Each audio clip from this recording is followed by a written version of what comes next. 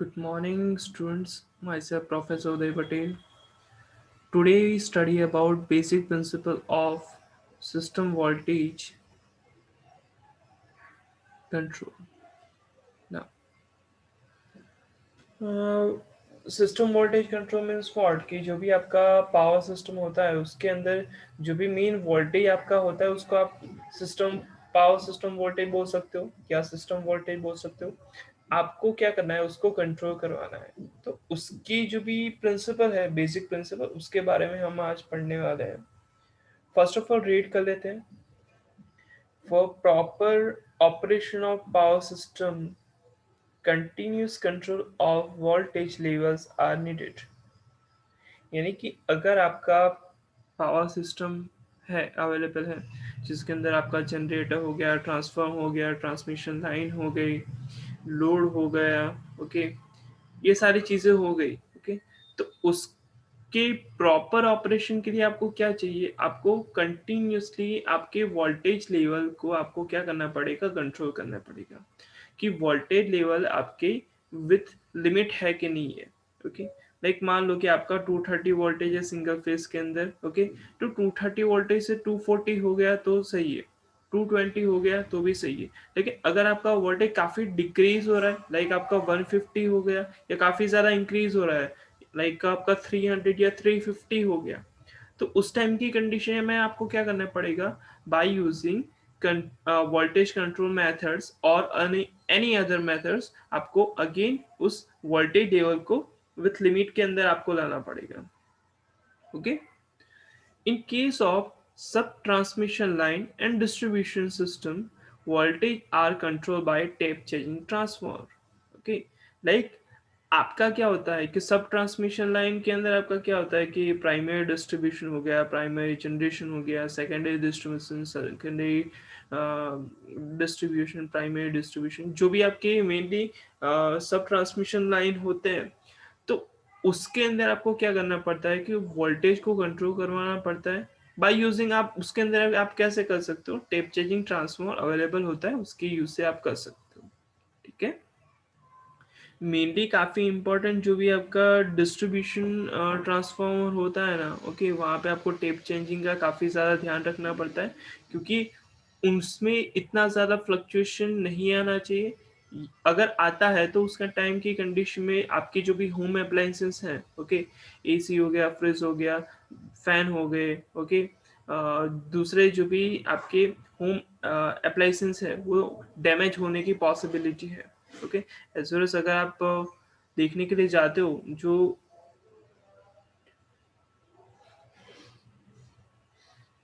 Company के अंदर आपका क्या होता है कि काफ़ी सारे कॉस्टली इक्विपमेंट्स होते हैं, तो उनके लिए भी आपका वोल्टेज का फ्लक्चुएशन इतना ज़्यादा नहीं होना चाहिए, okay, with with in a limit होना चाहिए। While in case of transmission system, voltage are kept constant with the help of reactive power reserves. Okay, ध्यान से समझना, ये काफी ज्यादा इंपॉर्टेंट पॉइंट है, ओके, दिस वन, कि आपके ट्रांसमिशन लाइन होती है ना, तो वहां पे कैसे वोल्टेज कंट्रोल होता है? By using reactive power reserve.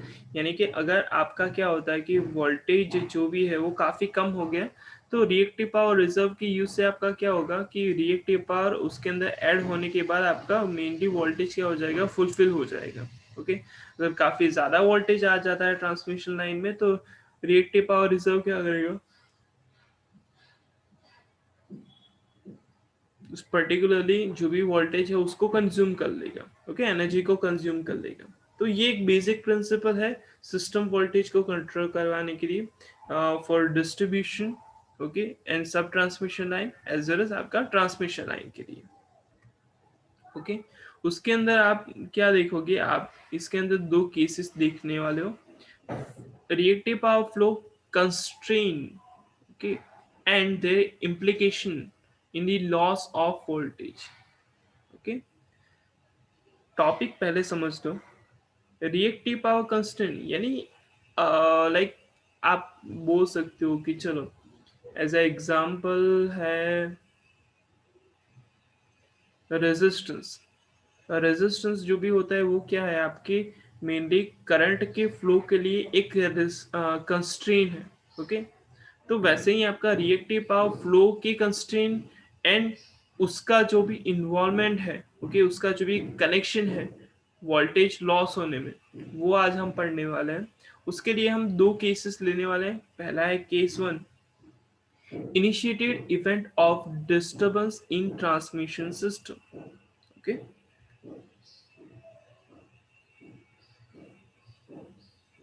और दूसरा केस क्या है, initiated event of disturbance in distribution system. Okay, पहले ट्रांसमिशन सिस्टम के लिए हम लेंगे, उसके बाद डिस्ट्रीब्यूशन सिस्टम के लिए लेंगे। ओके, अगर आपका क्या होता है कि डिस्टर्बेंस आता है, डिस्टर्बेंस अगर क्रिएट होता है तो उस टाइम की कंडीशन में क्या क्या चीज़ें होंगी, ओके, उसके बारे में हम पढ़ने वाले हैं। ओके, आप सभी लोगों को पता है कि जो भी आपका मीडियम ट्रांसमिशन लाइन है और लॉन्ग ट्रांसमिशन लाइन है, ओके, तो उसके अंदर काफ़ी ज़्यादा दिक्कत होती है। तो उसके लिए हम क्या करते हैं कि extra high voltage transmission line का कंसिडरेशन करते हैं। अगर अगर हम ऐसा कंसिडर करते हैं कि एक्स्ट्रा ट्रांसमिशन लाइन जो भी है वो ट्रिप हो जाती है, ठीक है, ध्यान से सुनना, आपके ग्रेड सिस्टम में जो भी आपका एक्स्ट्रा ट्रांसमिशन लाइन तो काफ़ी ज़्यादा होगी, तो उसमें से एक आपका extra high voltage transmission line क्या होगी, ट्रिप होगी। तो उसकी वजह से क्या हुआ कि लोडिंग इफेक्ट इंक्रीज होगा। कैसे इंक्रीज होगा वो समझते हैं। ओके, कि चलो ये तीन आपकी ट्रांसमिशन लाइन है, extra high voltage transmission line. हर एक extra high voltage transmission line के साथ आपका क्या होता है, लोड वन आपका आएगा, लोड टू इसके साथ आएगा, लोड थ्री आपका आएगा। अगर एक लाइन क्या हो जाती है, ट्रिप हो जाती है, तो ये जो भी सेकेंडरी एंड थर्ड लाइन है वो क्या करेगी, लोड वन को भी सप्लाई करेगी और एज वेल एज अपने रिस्पेक्टिव लोड को भी सप्लाई करेगी। तो उस टाइम की कंडीशन में इस पर्टिकुलर ट्रांसमिशन लाइन के लिए जो भी आपका लोड ऑलरेडी है L2 एंड L3, ओके, उसके अलावा दूसरे लोड को भी वो क्या दे रही है, अपना एनर्जी यहाँ पे सप्लाइड कर रही है। ओके, तो उसकी वजह से क्या हुआ कि लोडिंग इफेक्ट इंक्रीज होगा। ओके, अब लोडिंग इंक्रीज हुआ, ओके, तो उसकी वजह से क्या होगा कि जो भी आपका रिएक्टिव पावर का डिमांड होगा, लीडिंग रिएक्टिव पावर, ओके, वो ज्यादा होगा। पता चल रहा है, ये तो एक्टिव पावर, तो उसके अंदर आपका क्या होगा, जो भी ये सेकंड एंड थर्ड लाइन है तो उसके लिए आपका एक्टिव पावर क्या होगा, वो तो कांस्टेंट ही होगा। ओके, तो वो अपना एनर्जी जो L1 एंड सॉरी क्या बोलते हैं, extra high voltage transmission and second and third number का है, ओके, वो एक्टिव पावर तो आपका कांस्टेंट सप्लाई करेगा, बट रिएक्टिव पावर जो भी होगा वो आपका इंक्रीज होगा इस लोड को फुलफिल करवाने के लिए। ओके, तो उसकी वजह से क्या होगा कि जो भी आपके लोड सेंटर है, ओके, उसके अंदर जो भी आपके वोल्टेज है, ओके, तो वो क्या होंगे, इंक्रीज होंगे। ओके, अब लोड सेंटर के जो भी वोल्टेज है अगर वो इंक्रीज होते हैं तो इस इनडायरेक्टली जो भी आपका फ्रीक्वेंसी है, ओके, वो क्या होगा, वो मार्जिनली डिक्रीज होगा। ओके, और उसकी वजह से क्या होगा कि गवर्नर कंट्रोल जो भी है, ओके, वो इनिशिएट होगा। ओके, गवर्नर कंट्रोल सिस्टम पूरा का पूरा हमने ऑलरेडी प्रीवियस चैप्टर के अंदर स्टडी कर लिया था। ओके, वो ऑटोमेटिक कंट्रोल सिस्टम होता है कि अगर आपका फ्रीक्वेंसी डिक्रीज होता है तो ऑटोमेटिकली क्या करेगा, वो इनिशिएट हो जाएगा। ओके, तो ये एक चीज है कि आपका ये वाला एक लूप यहाँ पे स्टार्ट होता है। ओके, जहाँ पे आपका गवर्नर कंट्रोल सिस्टम इनिशिएट हो जाएगा।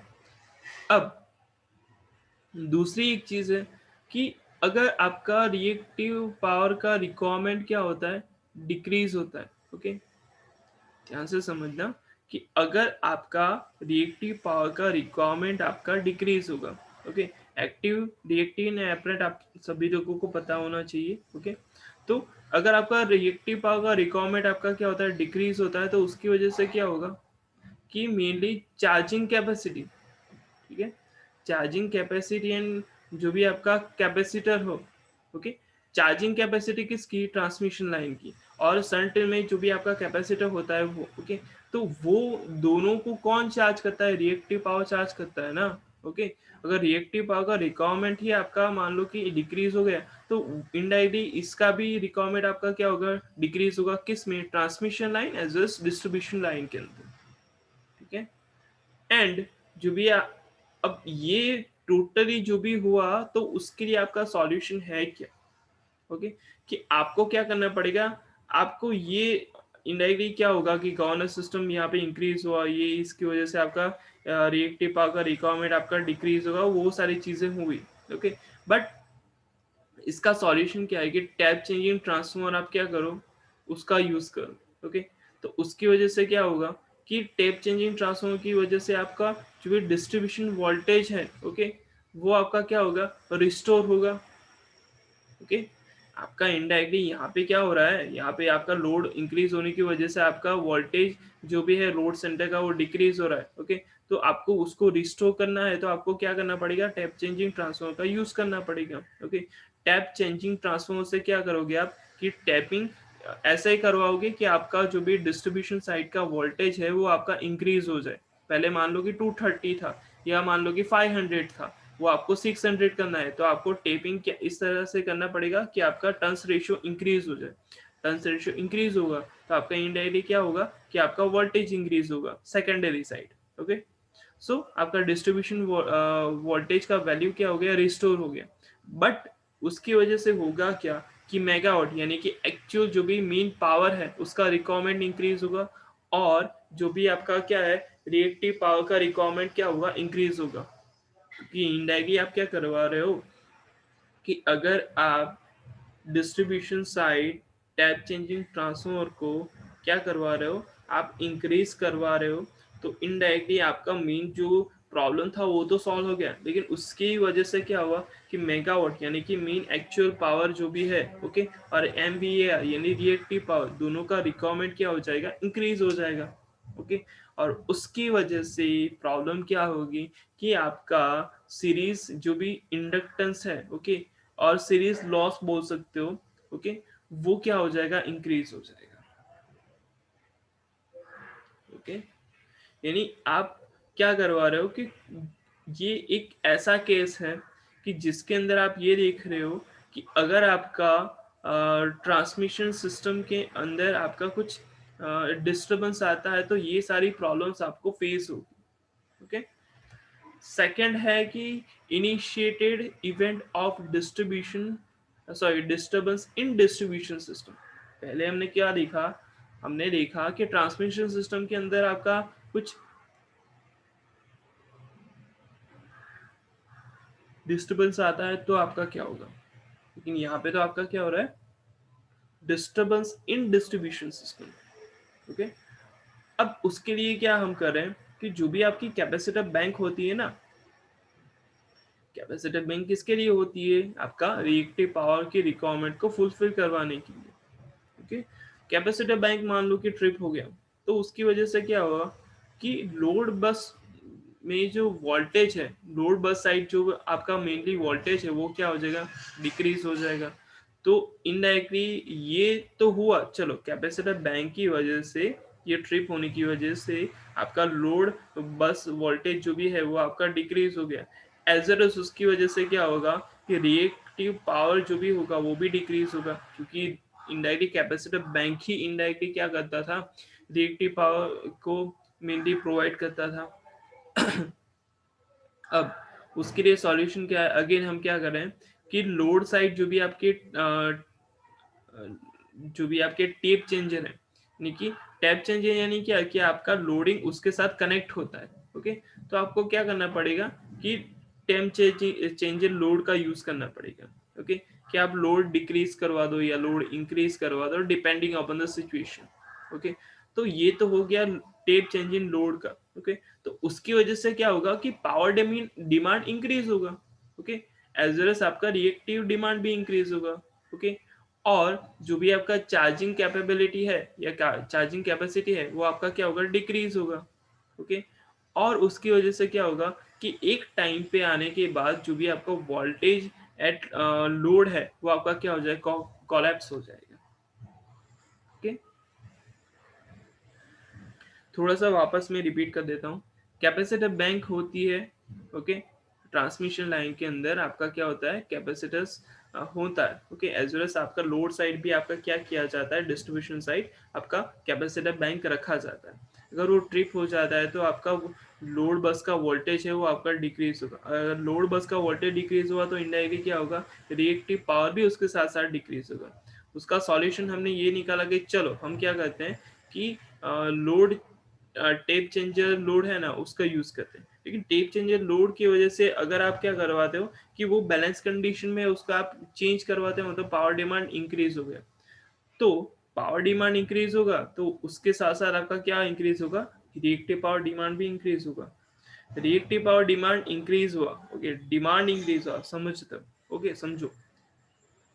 अगर आपका रिएक्टिव पावर का डिमांड इंक्रीज हुआ किसके लिए, लोड को देने के लिए, ओके समझो। आपके पास एक्टिव एंड रिएक्टिव पावर है, एक्टिव पावर आपने क्या किया, इंक्रीज करवाया, तो उसके साथ ऐसा नहीं है कि आपका रिएक्टिव पावर इंक्रीज नहीं होगा, ओके, उसका रिएक्टिव पावर का डिमांड भी इंक्रीज होगा क्योंकि उसके सामने लोड है।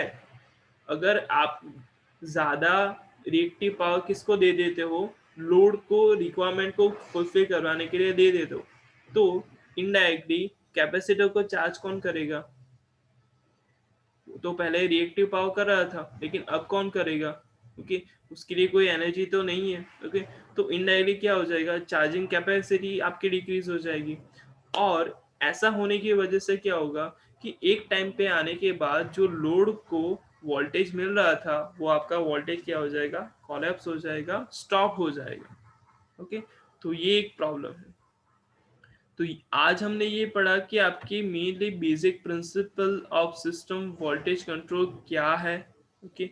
दूसरा हमने देखा कि मेनली अगर आप reactive power flow constraint and their implication in law, यानी कि रिएक्टिव पावर फ्लो जो भी आपका हो है, ओके, रिएक्टिव पावर जो भी आपका फ्लो होता है तो उसके अंदर कौन कौन से आपके अफेक्टिंग फैक्टर्स हैं, कंस्ट्रेन है एज वेल एज, और उसके connection with loss in voltage आपके क्या है। तो उसके लिए हमने दो केसेस देखे।